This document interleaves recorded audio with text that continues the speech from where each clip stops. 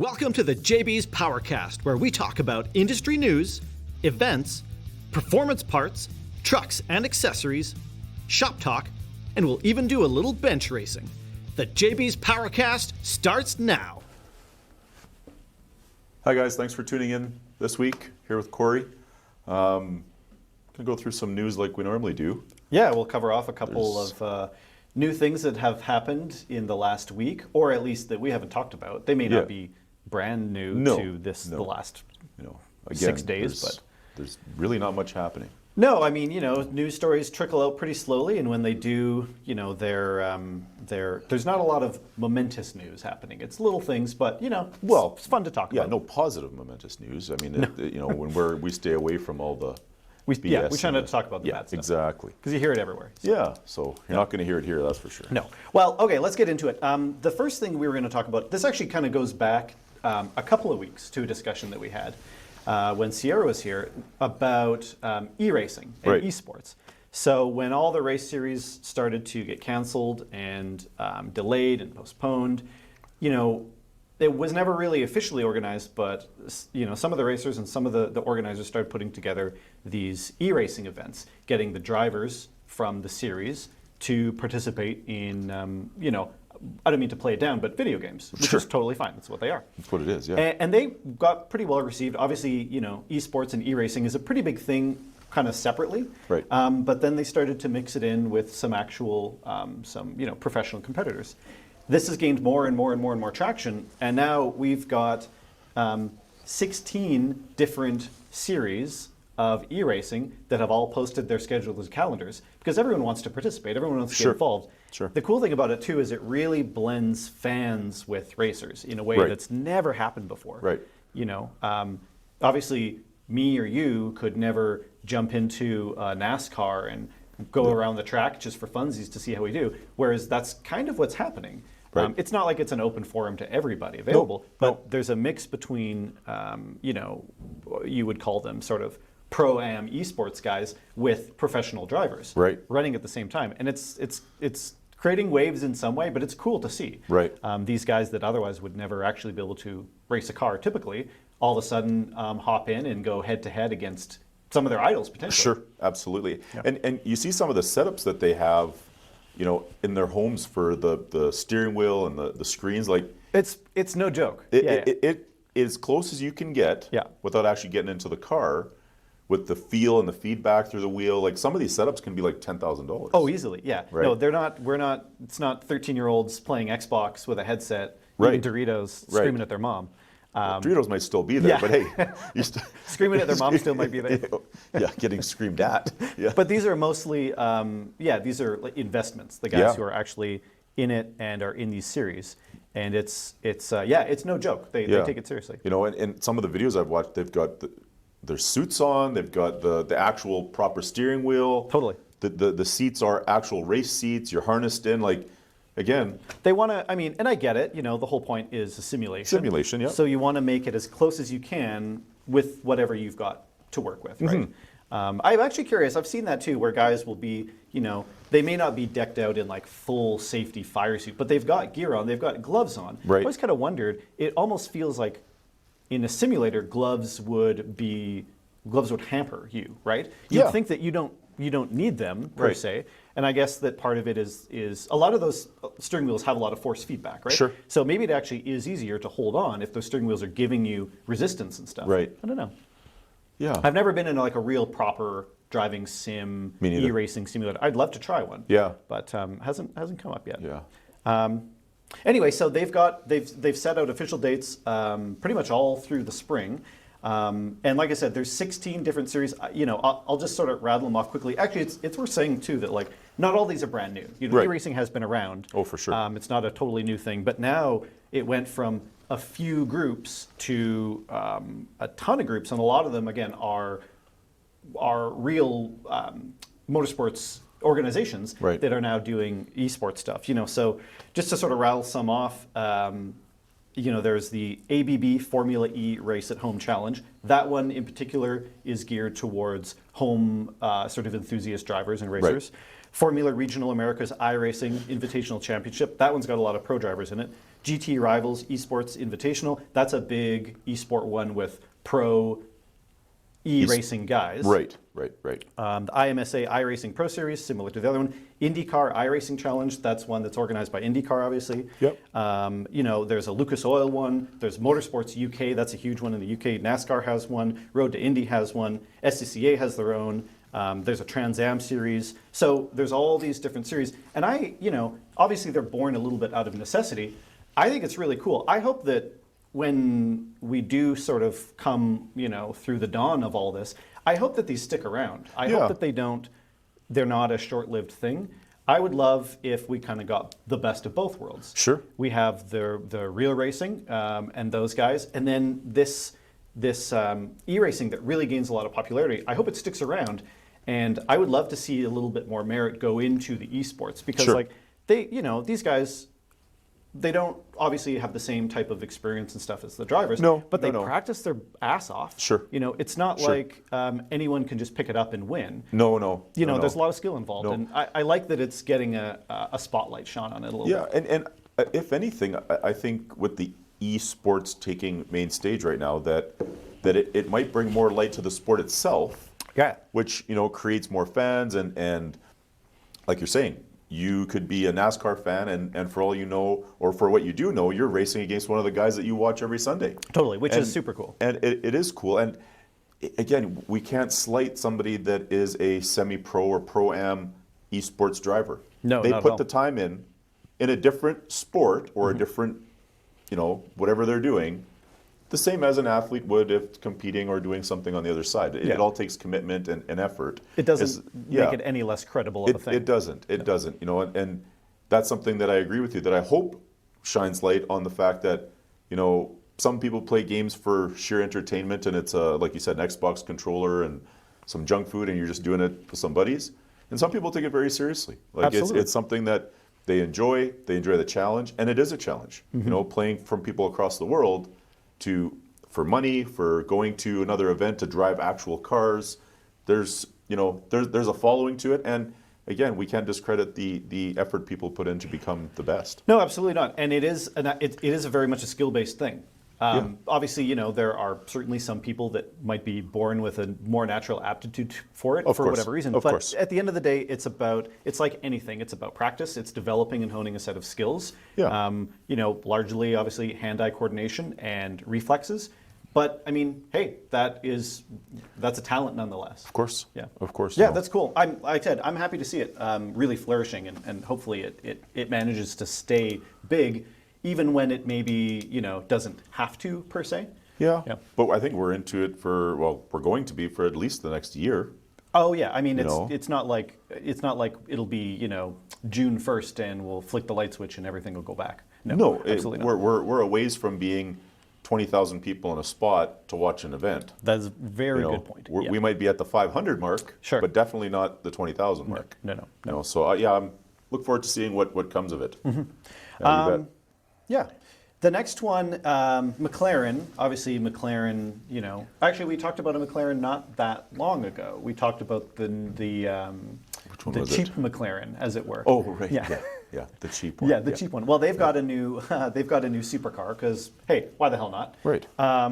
Actually, it's really cool. The design of it is interesting. The name is interesting. So it's the McLaren Elva. And the name is a throwback to 1964, 5, 6, and 7. They had what was called the Elva M1A, which was a no-roof, open-seat sort of speedster concept, which you don't really see anymore because, practically speaking, why would you make that kind of car? Yeah, why would you want it? Yeah. Well, they've really gone right back. There's no roof, there's no windows, there's no windshield, totally open air. Speedster type of car. Far as I know, there's nothing from any, we'll call it a major manufacturer that's making anything like this at all. Right. So obviously, one of the reasons why they got away from that concept as a way to make cars is that, how do you drive a car with no windows or roof or windshield? Right.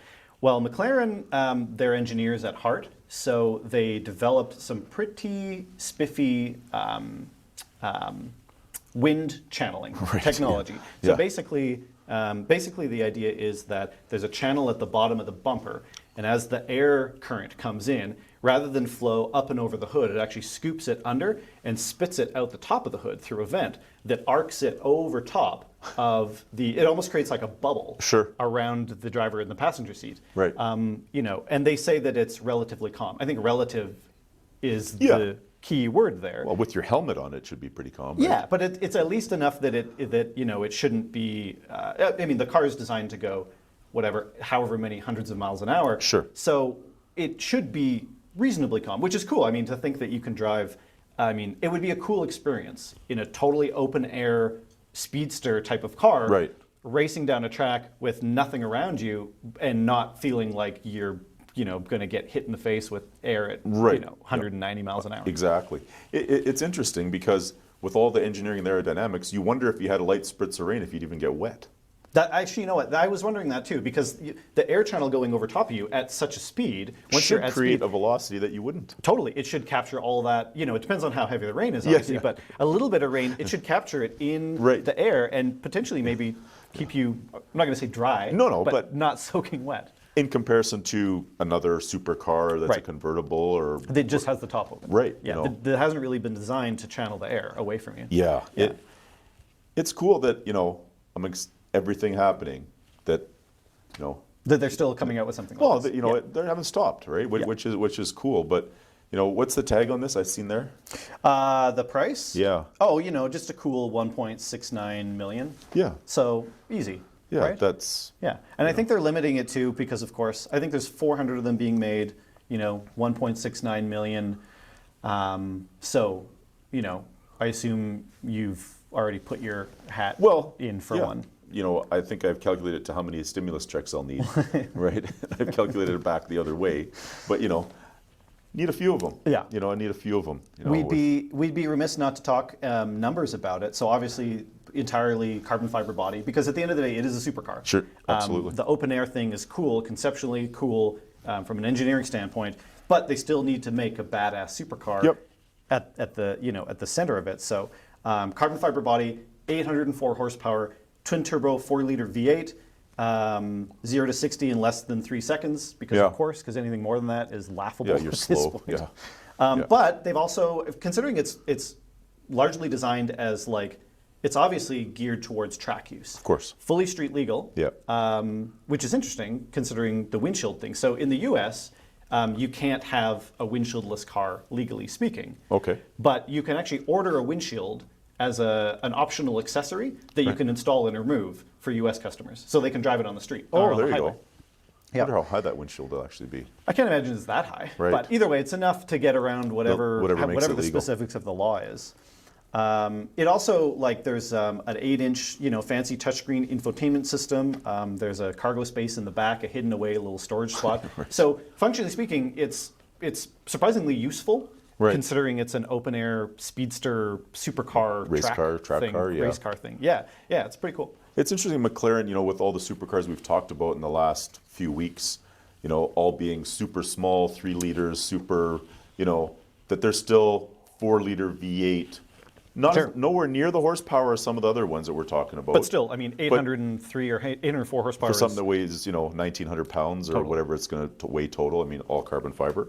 So it's cool though that it's not a 3-liter twin turbo V8. It's a 4-liter, which is decent size, I guess. Absolutely. Now. Well, especially in European terms. They're not the masters of displacement. That's never been their deal. Absolutely. Low displacement, high revving, compact. But they're not afraid of producing a V8 or a V10 or a V12 or whatever it is, or a W16 in some cases. They'll go for it. Yeah. They just they're a little more finely tuned. Absolutely. Yeah. And finely tuned is the right term. It's even considering the motorcycle stuff like we've talked, it's the Harley that rattles and rumbles compared to the Ducati that same horsepower, same everything, but one, you could put the cup on and it just sits there. Is it running or is it not running? As opposed to the Harley, it's fallen off. Yeah. Right? You can't sit on it without your ass going numb. Yeah, exactly. Which is fine. There's a place and time for that. Always. Yeah. So the last little bit that we'll talk about, this is it's just kind of an interesting story because it has to do with some manufacturers trying some new things and sort of coming up with some new innovations in this kind of, I hate to use the word that everyone's using, but unprecedented situation, right? Yep. So Ford is testing out some new wristbands at one of their factories. So this is in the Plymouth, Michigan plant that's currently closed, like most of them are, especially considering that whole area is particularly bad for COVID-19 right now. Sure. So they've got these wristbands that they're testing out, and they use a near field technology that anytime two wristbands get closer than 6 feet, they buzz and they make a sound. The whole idea being that it's sort of a passive way to say, like, if they can manage to pull it off and get most of the people back working, they don't really need to manage that rule of like, hey, hey, social distance, hey, stand apart, hey, stand apart. It's sort of a passive way of a reminder of people that if you get too close, bzz, oh, hey, sorry, we can chat from here, but maybe not quite there. Right. It's an interesting idea, and like I said, I like that rather than just trying to impose rules specifically or having people monitor and say, hey, you're standing too close. It's a little bit more of a technology-based way to try and control the safety factor. Right. I mean, they're doing what they can to get people back to work. That's the important thing. And I look at it as, you see all the memes on Facebook about, how do you feel in quarantine? Now you know how animals in the zoo feel. Sure. Yeah. So this is literally our version of a dog collar. Absolutely. Right? It's how do we get people to listen? Let's put a collar on them. We can't be controlled. Are you sure we can't be controlled? Really? Here, put this, so you get back to work, put this on, and it's going to buzz you every time, and the voltage will vary. Don't go here. What do you mean I can't? We'll start walking, it'll buzz you, and you have to walk back. Yeah, they use the word vibrate, whereas really it's like, yeah, electric shock. Whoever thought that society would be controlled with dog collars, but. I mean, at the end of the day, I think the important thing is you can certainly open that door and go down that path. I like to, believe that it's a measure, obviously, for safety of their employees, with the goal of having them come back. Versus population control. Well, near field communication. We know if Steve is not where he's supposed to be because the wristband will tell everybody where they've got he a big map they can map and show exactly where it is. It's like, I'm sort of thinking of like how that would work. Let's just say around here. Let's imagine that we had a similar thing. It's a good idea in practice. There's certain situations where it's unavoidable, in so much that buildings, infrastructure has never been designed for people to always be that far apart. You consider like a bathroom, passing each other in a door. I mean, you can take your time. Hey, go you first. But there are just places where it's going to be hard to avoid entering that 6-foot radius at absolutely all times. So it's the shitter stall. That's exactly what I was thinking. You got two guys sitting side by side, and they're in the can buzzing away. I guess you're taking a shit too. Yeah, I guess when you walk in the toilet and you hear bzzz, you shouldn't be in there. I'll just wait. I'll give it 5 minutes. God, I hope we don't get that far here. No, it's one more step that Ford is taking. They do some other things. They actually, at this plant, they have thermal imaging scans when they come in. Oh, right. Right, which is just a fancy way of they're taking the temperature, basically. Yeah. And a lot of places are doing that. They have the little forehead, when you come in, boop, and they watch it super closely because people don't want to lose their job. I totally get that. Yeah, for and sure. if you have a little bit of a fever and you're not feeling great, maybe you're more likely to not say anything. Right. You're more likely to, I feel a little bit warm, but whatever, it's fine. Yeah. So they're checking everyone coming in, and I think multiple times a day, like 2 or 3 times a day. They're checking them on the way out. They're checking them. They're having them do. Obviously, they have plastic, face shields. I think they make them do like a questionnaire on the way in and on the way out. Right. Simple, have you had any of these symptoms type of thing, and it does feel all very controlled, but there's a purpose. There's absolutely a purpose. And it's really to not have to do it as soon as possible. Right. Yeah. Yeah, and I mean, they're doing things for a purpose. There's a reason that they want to get people back to work, and I know these plants have retooled and redesigned their plants so that they can manufacture frontline healthcare worker supplies and things like that. I mean, we laugh and joke about things like that, but basically we're still at the same fundamental thought that, if you're sick, you shouldn't come to work. Absolutely. Right? And for the most part, I guess, a lot of us have put, well, I shouldn't miss work and I need to be there, ahead of, well, I don't want to get Corey sick because then Corey's going to go home and get his kid sick. So we've become, over time we've become where, hey, this person's not feeling well, they should stay home. To now, or over time we've come, well, you know what, I got to get to work because I got things to do, I've got projects to complete, people depend on me, whatever that might be.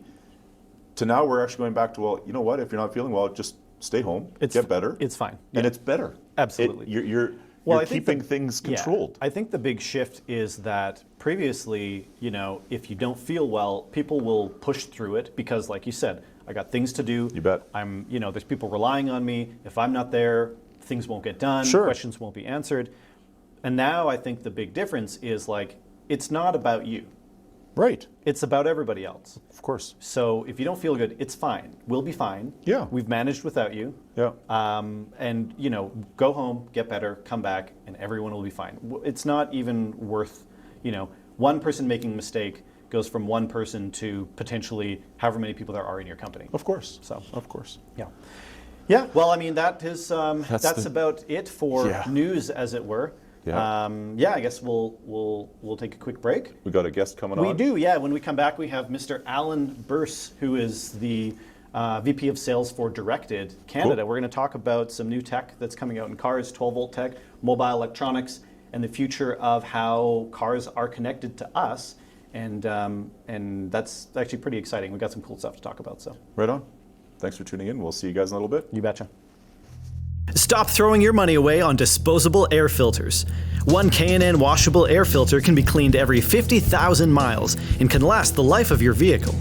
Made from cotton, a K&N washable air filter allows more airflow than disposable filters.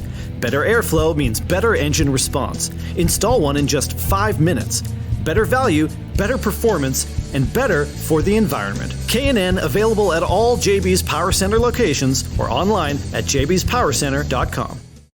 Your passion for off-roading runs deep, and you need a tire designed to meet your adventurous needs. Fury tires allow you to blaze new trails for others to follow. Our beefy tread patterns allow you to conquer nearly any terrain with aggressive grip to match the look. Each tire is created to provide the off-road competitor, enthusiast, and everyday driver with the highest quality and performance. Low noise characteristics and continuous road traction make Fury tires ideal for daily driving, on or off-road. Fury Off-Road. Traction for life.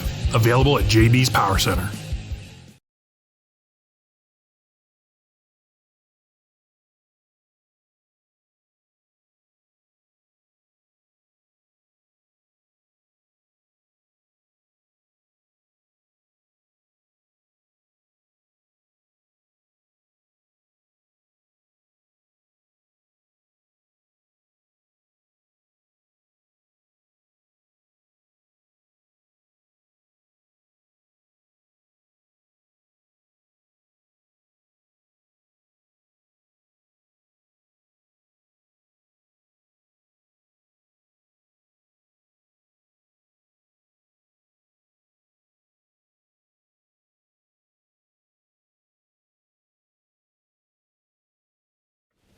All right, sounds good. Welcome back. We have a special guest that we're going to do a little phone interview, Mr. Alan Birce, who is the VP of Sales for Canada for Directed. So, Alan, why don't you just introduce yourself and give a quick little history of your past in the automotive industry real quick. Thank you very much for having me on the Powercast this morning, Corey. Mm-hmm. Glad to be with you guys. And quick introduction, of course, Alan Birce with Directed Electronics. I've been with Directed Electronics since 1991, so 29 years now, quite a while. Wow. I started my career in electronics, much like Jim Bell did, working in a retail electronics store and throwing some radios in cars for my buddies out in the back parking lot, which I believe was part of Jim's Edmonton story. And began that back in 1980, working in the retail business. Then moved over to wholesale distribution, working as a manufacturer sales rep agent from 1984. Started in the car audio and security and remote start and cellular communications stuff. So I'm an old car audio guy from way back when, and like to build big, loud stereo systems. And of course, with the advent of directed, we like to protect them as well. Back in the 90s, it used to be anytime you had a nice stereo, it didn't stay yours for very long. So security became a very integral part of the business. And of course, convenience rolled off of that between locking your doors and then rolling up your windows and even remote starting cars, which of course is a huge category these days. Exactly. So it goes without saying that you are a bit of an expert in the field of mobile electronics. You've been doing it for a long time. I've got a lot of experience. I think that's actually a great way to put it. Perfect. Well, let's jump right in. So what we're going to be talking about is the idea of a term that's been tossed around lately, which is connected car. So let's kind of introduce the idea of the connected car. It sounds a little bit, sort of like a buzzword, and people might not know exactly what it means. It's not necessarily totally descriptive in and of itself. So how would you describe the concept of a connected car? Connected car, quite simply, is part of a larger mega trend from what we see on our side called connected life. Connected car is just a portion of that. Our whole world has come to revolve around this handheld computer we call a smartphone these days, where we're able to connect with everything we do, whether it's connecting to stores to make purchases, restaurants to order food, and even more so today, of course. We connect with friends and family through social media, Facebook, Instagram, Zoom, Skype, Facebook. We connect with other devices in our lives, whether it's home automation stuff, whether it's lighting or locks or security or music systems, Bluetooth speakers and so on, even appliances in our homes. At work, we connect with our coworkers and websites and ordering stuff and products and printers, to print wirelessly these days. So the car is really just an extension of that. Something that we do with our car. So a connected car in our world is just us interacting with our vehicle remotely, again, from that center of our universe, the smartphone, that little handheld computer. It's the ability to interact with our vehicle, see what's going on in our car, where our car is, of course, to control our car as well. So we're looking to interact by connecting, controlling, and monitoring our vehicles from our smartphones in a variety of different ways. Interesting. So, we're sort of combining technologies that we've had separately for quite a while now. It's safe to assume that it's not just a switch that you can flip and you just put your phone in your car and they magically start talking to each other. This sounds probably like there's some pretty big background work, and it's a system and an infrastructure that's had to be designed a little bit from the ground up. Can you, I know that Directed in particular has been very committed to making this idea of a connected car and connected life a reality over the last, almost 10 years. Can you describe a little bit the steps that have been taken to build the foundation? Because obviously we need to lay a bit of groundwork. Like I said, it's not just a thing that happened by itself, right? No, it's not. As you mentioned, it's an extension of devices that we're already using. We're already all driving vehicles, and we're already using security and remote starter and integrated products in the vehicles. Our connected technology going back 20 years was using a two-way remote is when we started to connect and get communication back from our vehicle. Prior to that, of course, back into the 80s, we were, keyless entry and security systems. We were controlling our car, but we weren't actually connecting with the car and getting any feedback. That started with the two-way devices. So as a marriage of those two technologies from the early 2000s of, taking the vehicles and then taking the two-way remote starters and moving it over to the smartphone, which was starting to, of course, become the center of our universe and the device that can control multiple things rather than having a remote control for your garage door opener, one to unlock your house doors, one to turn on your lighting, another one to activate your car. You can control it all through that small computer called the smartphone that you held in your hand. So we began in 2008, 2009 with the launch of our first product, which was Smart Start. And that was our first product that allowed you to use an app on a smartphone. And that could simply lock and unlock your doors and remote start your car, and very basic functions that would, confirm back to you. You could go into the status and see your doors were closed and your trunk was closed and your vehicle door locks were armed. Your security system was armed. Your vehicle was running, and so on. So it started back then. And back then it was a marriage of a couple technologies. Of course, our security integration technology, Directed engineering to be able to communicate with the vehicle on the computers, CAN bus systems, and so on. And then cellular technology. At the time, we partnered with a California company that built cellular radios, and we put our firmwares for our products and integration to the vehicle, along with their communications devices, added a GPS chip to it, of course, so we could advance it in our next generation product and actually see where the vehicle was when we were starting it, not just be starting it blindly from a long distance. So it took a little bit of energy to get that started. Since that time, it's developed into its own standing category.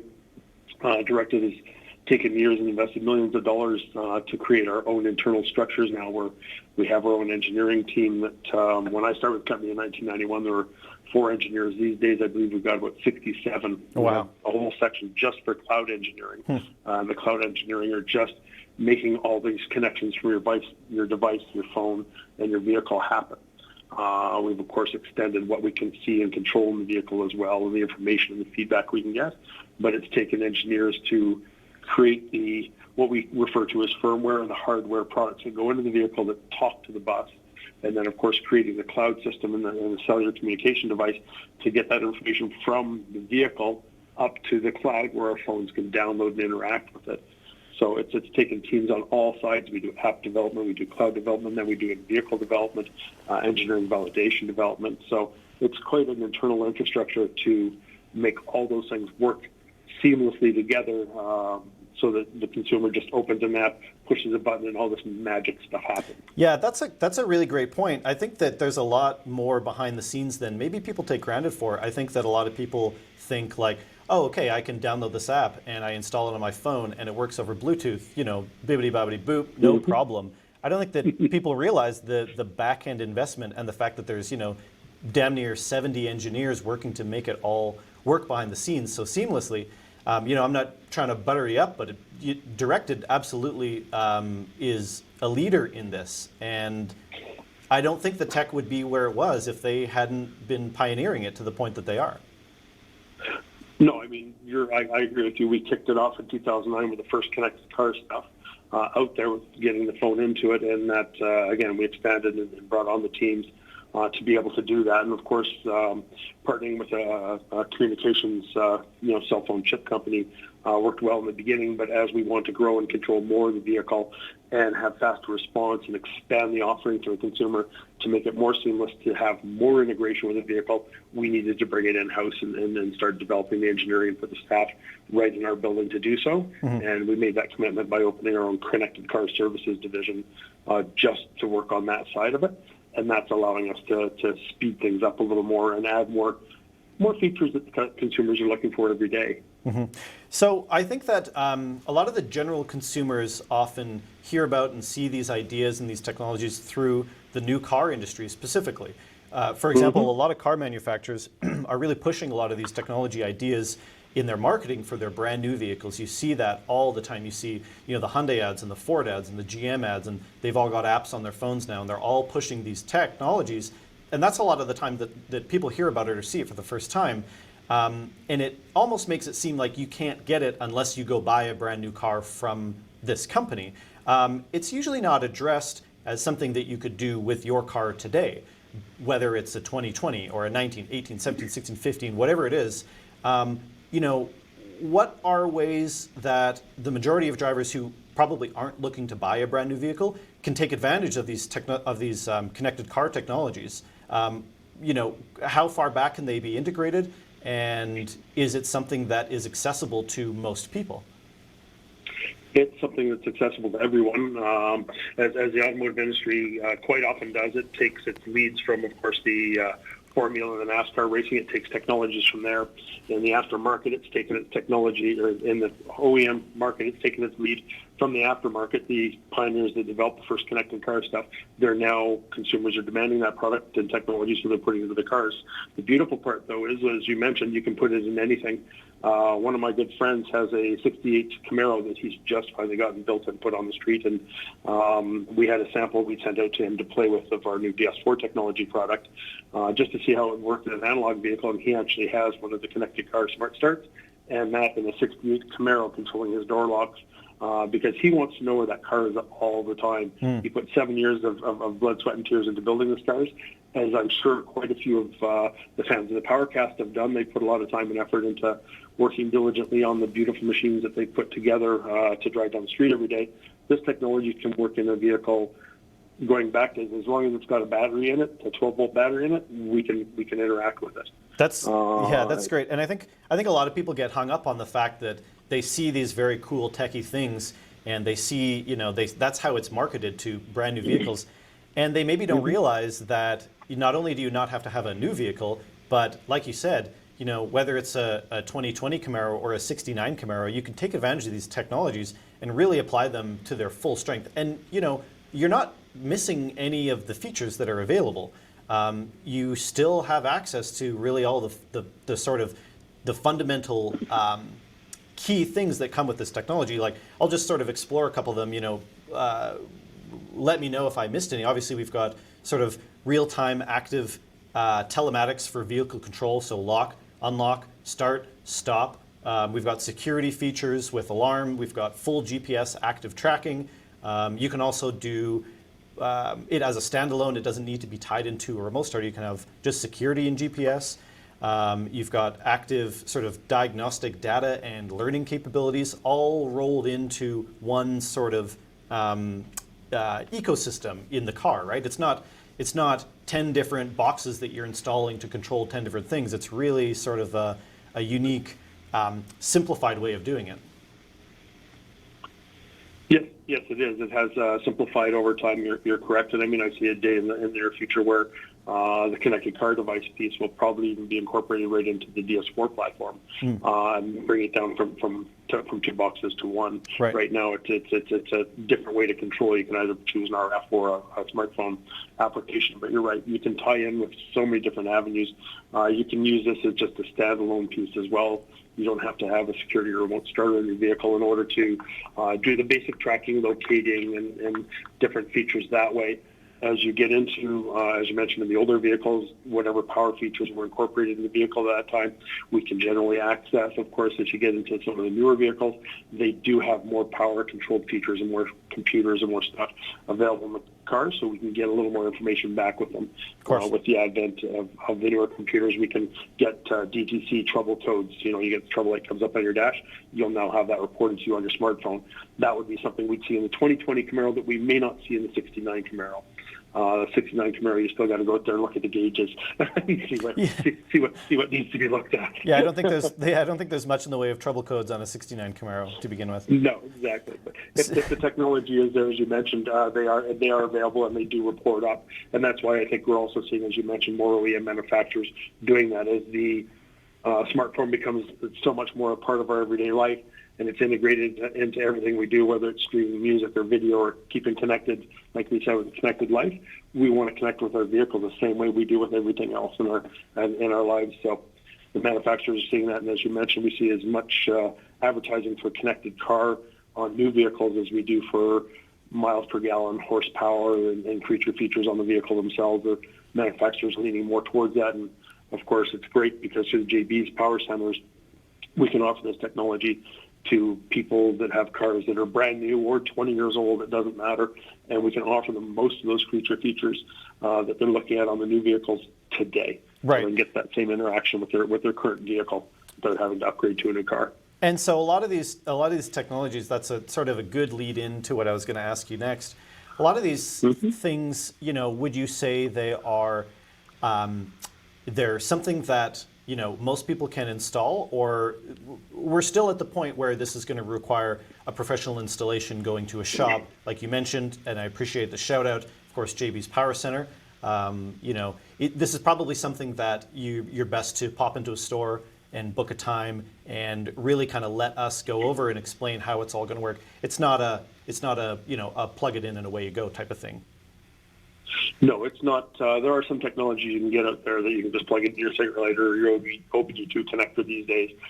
This is not one of those technologies. The connected car technology, if you want to take advantage of all the great stuff that it does, you do need to have professional installation as recommended. We print it on all of our gear because we want to make sure you're going into a technology shop with qualified installers that are hooked up to our technical support and our background, and of course, so they can download the appropriate firmware to access and take advantage of all the great features your vehicle has to offer through the connected car.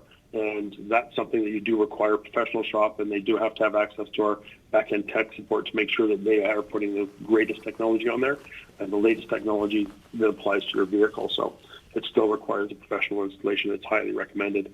Plugging it in without the right tools and and access to the right support could cause you problems on the newer cars with all those beautiful computers on board that make our lives easy.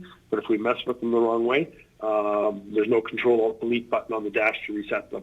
Right. So you want a professional installer to make sure that you get things done properly and to make sure you maximize the features available for that vehicle, which any of your professional install team can take care of. Sure. Well, I appreciate you saying that. Yeah, we obviously even during these times, our shops are open, and we've taken extra measures to anyone that wants to have some work done. We've taken extra safety precautions, and we are still booking people in to come and get your car, connected to all these cool technologies. So moving forward, what can you talk a little bit about maybe some up and coming technologies that are going to be integrated into connected car? What are some new and exciting ideas? We've talked about a lot of things that have been integrating things that we've had, remote starter and GPS tracking and security and all those. Is there some new and exciting stuff that maybe people haven't really seen yet? Some stuff that will really raise some eyebrows? There's some stuff that, yes, thank you very much, that we showed off at the Consumer Electronics Show in January. That's raising some eyebrows and getting some really serious looks from quite a few different industries around the world. One of them, of course, is Smart Key, and it's taking that connected car to the next level. Looking at the mega trend, of course, of the connected lifestyle, and also looking at the mega trend of sharing. The generation that's out there today is sharing Airbnb. They're sharing cars through Turo and so on, and we're taking advantage of that by going to the next step where the new push-to-start cars allow us to have another layer of technology we can add to those particular vehicles that haven't been available before, where we can actually replace the great big fobs they come with nowadays because of all the technology packed in their factory fobs have gotten larger, and we can replace those with the smartphone. So we can use your phone as a smart key, we call it. And with the smart key technology, it's really cool because then I can have that sharing community as well with it. So instead of carrying my factory fob for my push-to-start car right now, I can carry my phone instead, which I generally carry anyhow. Instead of having two things in my pocket, I don't only have to carry one. I can get to my vehicle, I can unlock my doors, I can get in, I can start my car, I can drive my car. The beautiful part is, in a family application, my own family, our two boys often borrow the pickup truck when they have to pick things up. That means they have to come over, they've got to get in the house, they've got to go find the keys if we're not home or so on. With this smart key technology, I would be able to text them access to our vehicle. So I could just text my son, hey, you want to borrow the truck to go pick something up at a friend's place today? Fantastic. How long do you think you'll be? You'll be about 3 hours. I could text him a 3-hour permission to grant him access to the vehicle. He could then come over with just a text message, no app required to download. He could text the word unlock to my vehicle, and he would be able to access the pickup truck. And then because I've authorized his phone through the server knows who he is. It's captured that information. It would then allow him access to his vehicle for that 3 hours to drive it, lock it, unlock it, just by text messages. So it works really well that way. Right. In the family sharing institution. Of course, in the ride share, it works the same way. I want to go on Turo and rent my vehicle out because it sits at my office for 9 hours or 8 hours every day with nobody driving it. I want to make a few extra dollars by sharing my vehicle and reducing my cost that way. I could do that as well without having to meet face-to-face. Nobody wants to hand over the keys to the vehicles in a parkade and an underground parking at 9 o'clock at night. This would allow you to not have to do that. And, of course, layered in with the other technologies we have, you'd be able to tell where the vehicle is, how it's being driven. You could see if there was hard braking or hard acceleration, hard cornering, if there was an immediate sudden stop, some sort of an impact. You'd be able to make sure the vehicle and the driver are okay as well. So that's one of the technologies that's coming that's really cool. One of the other ones is what we call Smart View, and it's taking the idea or concept of the connected car that we have now and another idea called the dash cam, which a lot of people are integrating and combining those two together as well. So now if we take fleets or Uber drivers, or a small fleet of work trucks that company has some vehicles. They can tell where the vehicles are. They can see if there's an accident. They have a recording of it for the insurance company. If it's an Uber person, they can have recordings of their rides and video. So if there are any problems on the ride, the driver feels safe and secure. And then you do get all these other access points as well. So you can track and monitor and see what's going on in the vehicle, plus live video out the front and inside the cabin as well. And that can be reported live. You can also use it as a security device. You've got, again, a small plumbing company. You've got a bunch of trucks parked in your lot at night. If one of them gets broken into, this will stream you live video of what's going on in your vehicle. So you've got something, again, to turn over to the law enforcement officers. Hopefully try and catch these people and keep them from breaking in the second time. And of course, some really cool new technologies. Yeah, all wrapped up under the same sort of package. And I kind of like the word ecosystem in that it's sort of its own internal system in the car that's doing all these things and monitoring all these things and allowing all these technologies, but they are really all part of the same one thing, right? Yes, they all do balance back to the same sort of an ecosystem where we have one platform that we've developed to go forward with this in mind.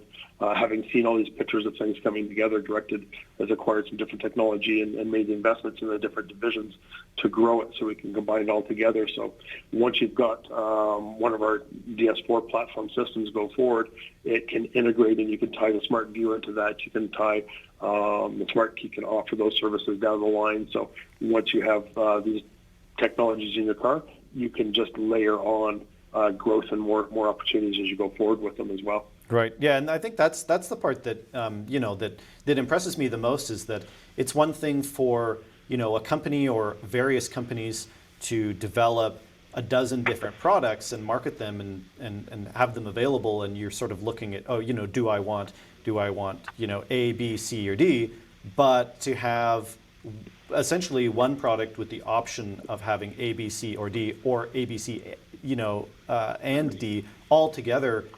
That's really, I think, what the difference between connected car and not connected car is having them connected. I think that's obviously the play at the word there. Yeah, it absolutely is. And as you mentioned, we're looking at the different megatrends. And like I said, the megatrend of the connected life and the megatrend of the sharing and some of the things going on. And we've tried to make sure we integrated it all together. So if you purchase one of our Smart Key devices when they launch later this summer, if you later on want to integrate into that some of the tracking features that we have available in the connected car, you could layer those in later on. If you want to have the convenience on Smart Key later on, so you could remotely start the vehicle instead of just going out to do it, you can layer that in. And then, as we mentioned with the Smart View, if you want to have the video and the caption live cameras and stuff in the vehicle as well, all that can be layered into or connected to all of these different opportunities, so you can continue to expand your connected life, something similar to what you do in your connected life at home or in other areas, right? Right.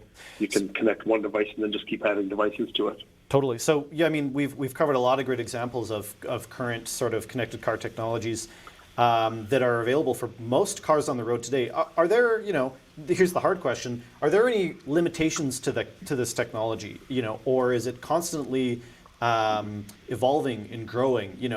What are the roadblocks that you guys have run into, and is there, or is it the sky's the limit at this point? It's the imagination is absolutely the limit. It's the consumers driving and having different desires or different feeds and applications in there. As this becomes a larger growing category, I see it becoming something more like the connected home, where we may even see some more app development that would integrate with our system in order to access different features and different technologies. And there is, as you say, the sky is the limit. There is no stopping this technology and integration to the vehicle. There are things we can do.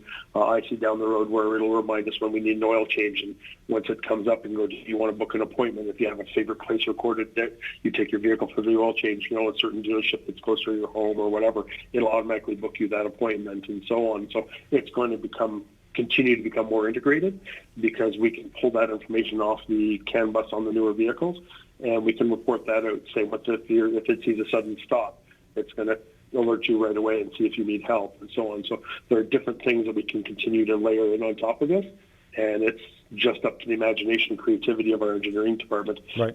Something similar to McLaren you were talking about earlier, where the engineers have figured out how to use the wind to stop the wind. Right. Yeah. From getting in your face when you drive down the road. Our engineers are constantly coming up with different ideas, and consumers are making different requests that are spurring them to think of other cool ways that they can integrate stuff or other things that they can do. So as the technology in the vehicle evolves and the smartphone evolves, we can continue to marry those two together and come up with more creative solutions. Right. And it's just the imagination. So as far as sort of big picture future, right now connected car is the main topic of conversation. But do you see the capability to extend even further outside of that, into maybe connected home, connected work, connected life, really, where it stops being these individual things, and we get to a point where everything's maybe sort of connected and one, and everything is driving everything else. Do you see it has the potential to reach that level? Absolutely. I do see the future where we're not going to carry any keys for our car or our home. We're a smartphone with a near-field technology, and of course, it wants to see your face or your thumbprint or some sort of ID, which is much more secure than an old-fashioned metal key to get into a car, much more difficult to duplicate. So the security levels are higher, the convenience levels are higher, and that's something we'll see where the technology will continue to grow. And when your smartphone comes up, it'll even know which driver's coming into the car, adjust the settings and the music channels that you like for your vehicle. And the integration and connectivity is going to continue to grow that way, where, like I said, you'll access your phone, your vehicle with your smartphone, and when you pull back up to the garage, it'll recognize again through your smartphone, through that device that you've just pulled into the driveway, and it'll automatically open the door for you, and so on and so on. They're going to become more and more integrated as we go. No two ways about it. Like I said, it'll become a funny thing that our grandkids probably won't realize what a key ring looks like with all those keys on it, because they're just going to use their phone that they've been carrying around they're used to seeing so often now. Right. It'll be back in my day, we used to use keys to drive cars. And we used to use keys to drive cars, to open doors, we use keys for everything, and now we just use our phone. Yeah. Well, that covers the topic in some really good breadth. Was there, any sort of final thoughts to the idea of connected car, or sort of some specifics that you wanted to go over that maybe we missed earlier? I think the only thing I'd add into it, something you alluded to earlier, is if you want to learn more about connected car, please stop by the JB stores or call into the Dix guys and ask some questions about it. Don't be afraid to jump into the connected car bandwagon at any point in time, because as the technologies evolve, we just continue layering more features in, and we can over-the-air flash and update these products.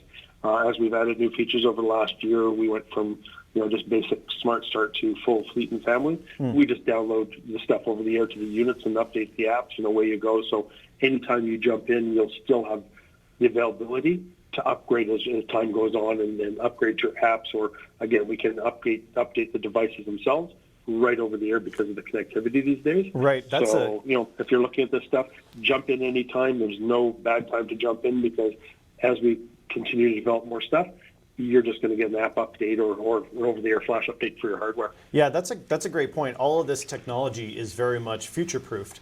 I think a lot of people, that aren't used to using sort of current new stuff, they get a little bit scared off because, now that there's stuff that's available, like you said, updating and flashing over air, there's still a certain, with computers and phones and things like that, there's still a certain air of like, well, if I buy this today, next year it's going to be outdated already.